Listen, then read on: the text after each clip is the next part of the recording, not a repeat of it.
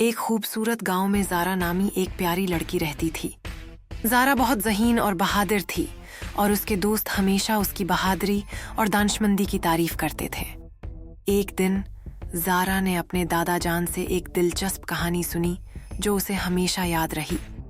दादा जान ने बताया, कहानी कुछ यूं थी। बहुत पहले एक इंसान के पास एक बूढ़ा गुधा था। गुधा एक दिन अचानक कुनवे में गिर गया और इंसान के लिए बड़ी मुश्किल पैदा हो गई। किसान ने सोचा कि गुधा अब बूढ़ा हो चुका है और इस कुनवे को बंद करना भी जरूरी है, इसलिए उसने फैसला किया कि गिधे को कुनवे में ही दफन कर दे।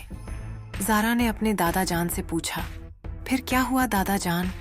दादा जान ने मुस्कुराकर जवाब दिया, किसान ने अपने दोस्तों को बुलाया और सबने मिलकर मिट्टी कुनवे में डालनी शुरू कर दी, मगर हर बार जब मिट्टी गिधे की पीठ पर पड़ती वो उसे झाड़ देता और उस पर खड़ा हो जाता।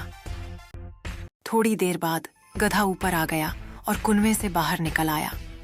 कुछ दिन बाद ज़ारा के गांव में एक अजीब व गरीब वाकया पेश आया। गांव के सब लोग मेला मनाने गए थे, लेकिन ज़ारा को एक किताब पढ़नी थी, इसलिए वो घर पर ही रही।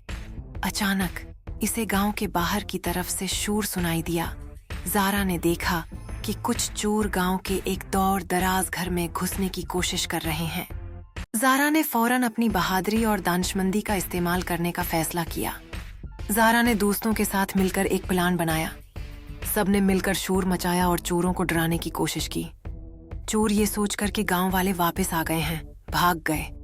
जल्द ही पुलिस भी पहुंच गई और चोरों को गिरफ्तार कर लिया। गांव वालों ने ज़ारा और उसके दोस्तों की बहादुरी और दानिशमंदी की तारीफ की। सब ने मिलकर ज़ारा के साथ जश्न मनाया और उसे एक हीरो की तरह सराहा।